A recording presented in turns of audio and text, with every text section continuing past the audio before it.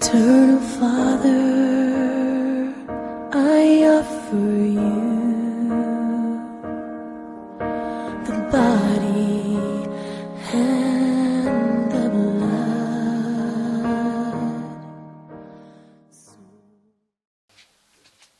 I would like to take this opportunity once again this morning to welcome all our lovely viewers and to this morning devotional service. And before we start, I would like to request all of us to look to God in prayer. Let's pray. Loving Father, in the mighty and holy name of Jesus Christ, Lord, we thank you. We worship you as you are holy, righteous, and faithful, the Lord of Abraham, the Lord of Isaac, the Lord of Jacob, the greater I am. Lord, you are worthy to be praised. You're worthy to be adored. You're worthy to be honored. You have enabled us, O God, to be partakers of thy blessings of this day. How I surrender, Lord, unto you, and I look to your throne, my Father, for divine inspiration and divine anointing. May your hand of authority and power and divine deliverance and divine nourishment, O God, prevail. How I surrender unto the Holy Spirit, who is the teacher, the guide, and the comforter, to take the full charge. As we start, you are the Alpha and Omega. We pray the Lord, you may begin with us and also end with us in your will. For it is in Jesus' mighty name we do pray and believe. Amen. Once again, I take this opportunity to welcome you in this Thursday morning devotion. And I know God has granted you an opportunity to mutually fellowship with us together under the blessed station of Odoyo TV. And I would like us to read the Word of God. Let's turn to the Word of God in the book of Matthew chapter 5, verses 13 through 16. Matthew chapter 5, verses 13 through 16. The Bible says, "You are the salt of the earth, but if the salt have lost his savor, wherewith shall it be salted? It is thenceforth good for nothing, but it be cast out, and to be trodden up under foot of men. Ye are the light of the world. A city that is set on a hill cannot be hid. Neither do men light a candle and put it under a basel, but on a candlestick, and it giveth light unto all that are in the house. Let your light so shine before men, that they may see your good works and glorify your Father which is in heaven." Amen. May the Lord bless the reading of his word. The topic or the title of my message is all about the traits of a true believer. The traits of a true believer. From the book of Matthew. Matthew is the first gospel according to Matthew, the synoptic gospels. And in chapter 5, where we want to concentrate in verses 13 through 16, we get the immediate context about Jesus Christ in the mountain. And the main key was sermon in the mount. When Jesus was in full gear of the ministry, the first sermon that he taught was in the mountain. The first session that he had was in the mountain. And here Jesus was talking about how a believer can be happy, how a believer can enjoy the blessings of God. And he talked about being blessed by being poor in spirit, by fasting and having hunger after God. It talks about being meek. It talks about them that are in pain, those that are mourning, how they are comforted. It talks about them that believe are undergoing persecutions and temptations because of their faith, and they are ready to endure they shall be rewarded.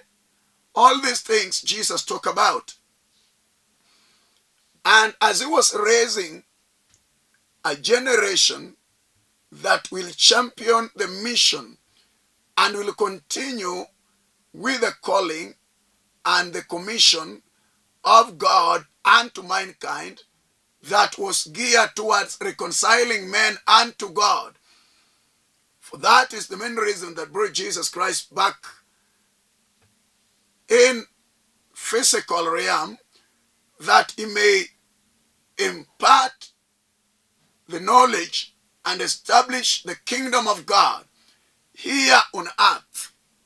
We are told about Jesus now, after talking to them about the Beatitudes, how a believer should enjoy, how a believer should be, and how they should withstand the test of time and the challenges and the storms of life. And now Jesus is factoring in the issue of who believers are, what is expected of a believer, the characters of a believer. And he gives two key elements that a believer is likened unto, a believer is resembled to. That one, a believer is resembled or is likened unto the salt. And the Bible says in verse 13 that you are the salt of the earth. Part A, that believers, them that are listening to him, them that believed Jesus, are the salt of the world. And that brings about the point that I want to drive home. My first point is all about the secret influence. The secret influence of a believer into the world.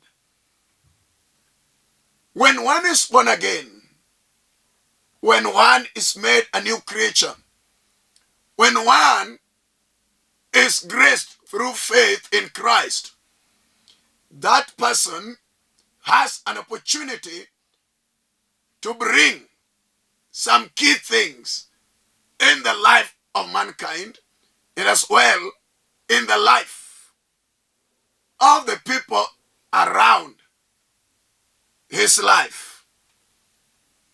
And that's why I'm saying the secret influence.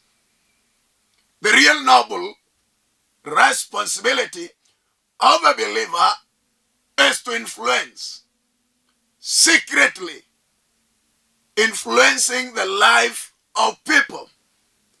In other words, seasoning the life of people, adding value in the life of people.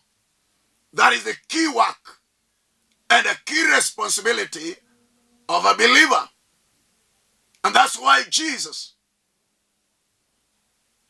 was in a position to let them that believed him understand their role, understand their position, understand their place, understand their key obligation as a salt. You can look into salt,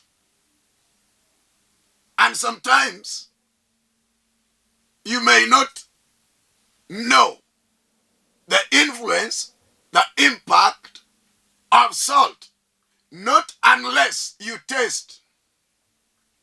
When you taste the salt, it's when you'll know the influence, the impact. So when a believer interacts, you'll realize that a believer ought to influence the life of people around him or her, people that he or she is interacting with. And that's why Jesus taught about a believer, that you are the salt of the earth. In the Garden of Eden, something went wrong. Adam and Eve did fall short of the glory of God. And the bridge, the relationship, the taste that man had with the Maker was cut short. And this is why the second Adam, Jesus Christ, came, that he may bridge the gap, that he may reconcile mankind unto God. And after the work of Jesus, that finished work at Calvary, Jesus went back to be with the Lord. And he gave us the mandate as a believer to be a secret influence. What do I imply by saying secret influence? Salt is used normally in a natural understanding to add the taste. You can prepare your food, but without salt, your food can't taste. The food that you prepared can't taste. I remember in the book of Kings, 2 Kings, about chapter 3 there, Elisha, as he was approached by the sons of the prophets, the Bible says that they told him, the land where we live is consuming people. The water which we drink is a deadly water. Then Elisha asked for the salt, and he was given the salt. The Bible says he prayed and took the salt and poured it on in the water. Then the water came sweet. The water became sweet. The death that was in the water was neutralized, was subsidized, and the water was now ready, good, conducive for consumption, for use. Water was purified for the natural use of mankind who are living within that vicinity. So when you take that implication, that purify the water, that heal the land in the time of Elisha, and bringing it about into our case now, whereby Jesus is talking about the church, the believer, as the salt of the world. We are the people to add taste into the world. We are the people to season the world. Things that happens around us, things that we see, things that the enemy do, things that do take root are not good. And that was not the intention of God when God was creating man. Man has erred and has turned against the will of God. Man has turned his back from God. Man has violated the command of God. Man has forsaken the principal teachings of God. And that's why we are, for sure, stand in the gap and add the taste. If the Bible says he came to the world, Jesus came to the world, he came to the mankind. When the Bible talks about you are the salt of the world, we are the people to season the life of mankind by reaching them, by mingling with them, by interacting, and turning them to God. So it is very key that as a salt, we need to add the taste or the flavor. As a salt, another key thing that's very important about the salt is salt is a preservative. When you want to withstand the storm, the challenges, the things of the world, then a believer need to stand to the test, stand to his guns. By being the preservative, we preserve what God did create, be it our body, be it the environment around us. We have to preserve. For God is in us. God is working through us. Then we can't do the things the way the world does things. We have to do things differently, in a unique way, by being the preserver or a preservative. So the salt preserves. Another thing is that as a secret influencer, the salt melts the coldness. In areas where mist do form, whereby you cannot move around, they use salt to melt and to clear the environment and to clear the roads. When salt is poured, it reacts with the ices and it melts. So any area that is impassable, obstructed by the enemy, barred by the plans of the devil, the secret influence in a believer is to melt every coldness. That is another thing, as a believer, that all believers ought to know, that they are secretly influencing the world. They are secretly influencing the people and the lives of people. Another key thing, as a secret influencer, whereby Jesus says that we are the salt. We are to heal wounds. A number of people are hurt. A number of people are downcasted. A number of people are wounded. A number of people are undergoing different challenges. But the key thing is, we are to heal wounds. What does that mean? Salt is a medicine. Salt is a medicine. We are the remedy to the challenges of mankind. We are to heal lives. When we pray for the sick, they get healed. When we reach the heartbroken, they rise again.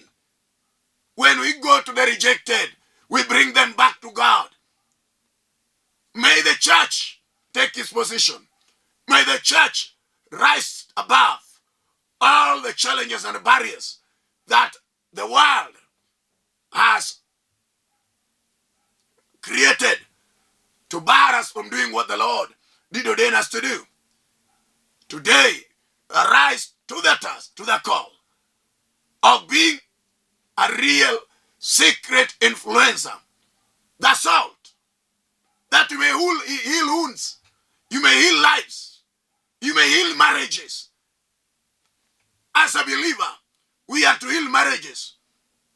But my worry is, nowadays, it is the believers who are hurting marriages, who are killing marriages, who are separating, who are divorcing. We have lost the flavor. We have lost. We have lost the taste. And that's why the Bible says, as it continues in part B and C, that but if the salt have lost the savor, where shall it be salted? If the taste is gone, if the flavor is gone, we are good for nothing. We have got nothing to leave to chance. We are to stand tall so that we may maintain the secret influence, that we may maintain our taste, that we may maintain our preservative position, that we may maintain our healing position, that we may maintain our melting position. So that when Jesus is to come back, we who are called by his name, we who are ambassadors, we who are his children, he may find us still standing. He may find us still occupying. He may find us still faithfully waiting upon him as we look unto the cross. The journey might be tough. Things might not be working out. Things might be falling apart. But I want you to remember, as a brother and as a sister in the Lord, that you are the salt. Get back on your knees. Pray that you may seek the power and divine grace and an anointing of God, that things may work for the glory and for the honor, that our secret influence may reach unto other people, may affect the other lives, may be at the peak. For Jesus Christ is at the door, is almost taking the church. So the church need to rise to the task and to the call, that we may maintain our Savior, our taste, that we may maintain our position, that we may influence the world, that we may change the world, that we may reach the people, that we may bless lives, that we may heal the sick. And that's why he has given us a mandate, that we are, I am, you are the salt. Add the taste, add the value for the glory of God, that may touch lives and they may glorify God. Second point is public influence. Public influence, from verses 14. You are the light of the world. A city that is set on a hill cannot be hid. We are the light. After him talking about the salt, now he's giving the church and the believers another dimension. The public influence. Secret influence. When people interact with you, when they know who you are.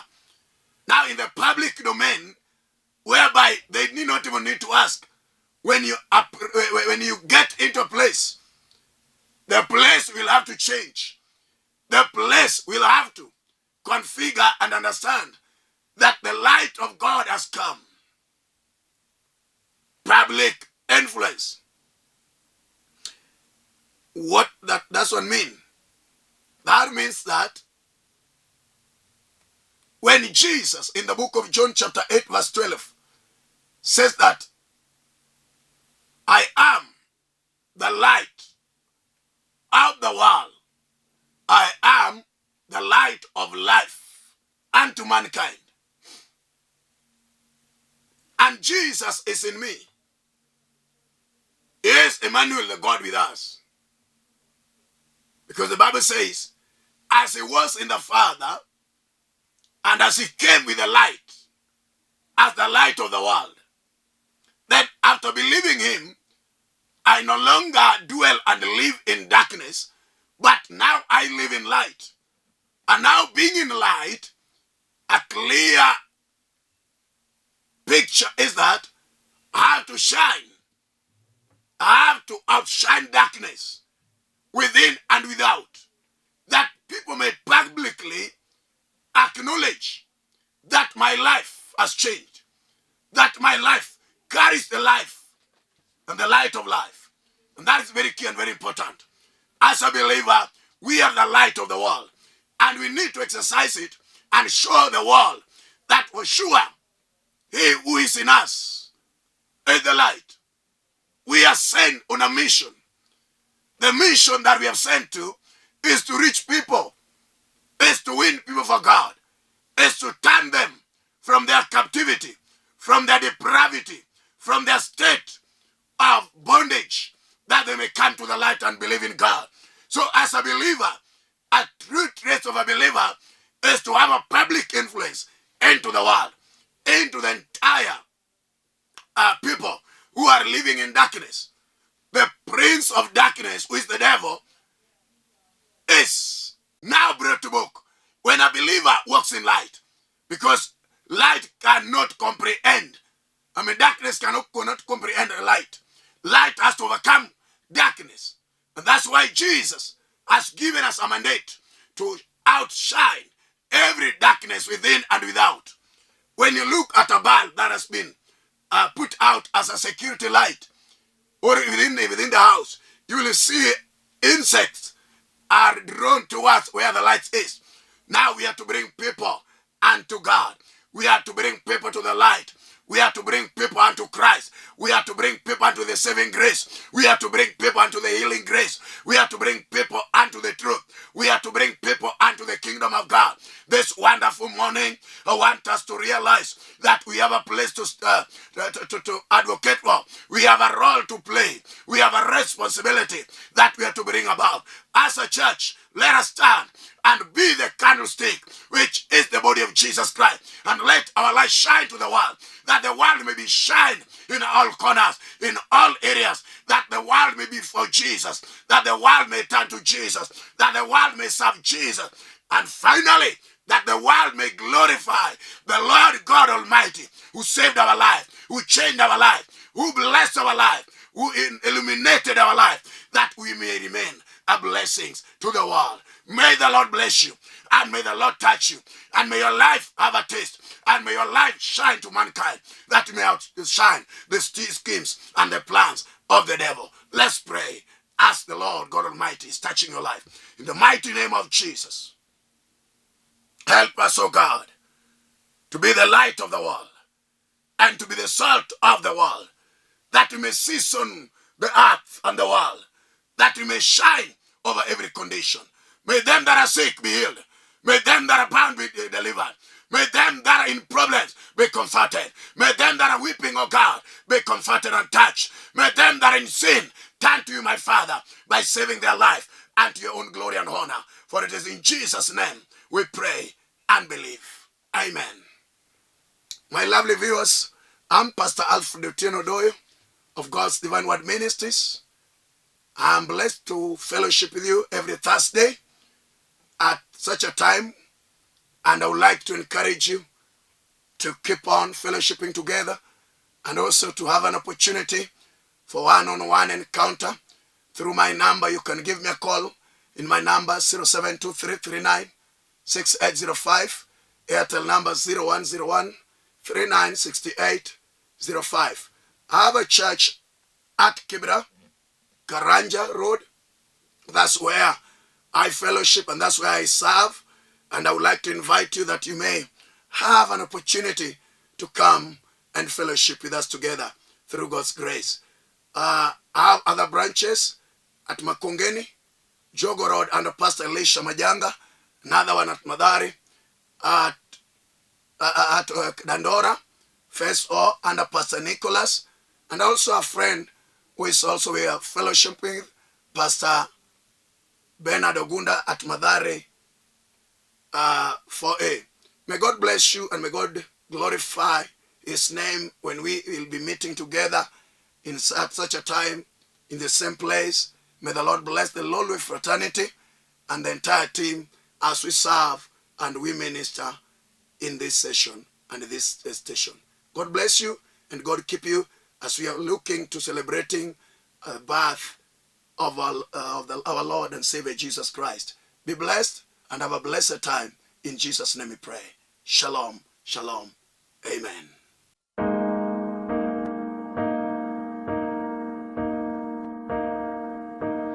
Eternal Father, I offer you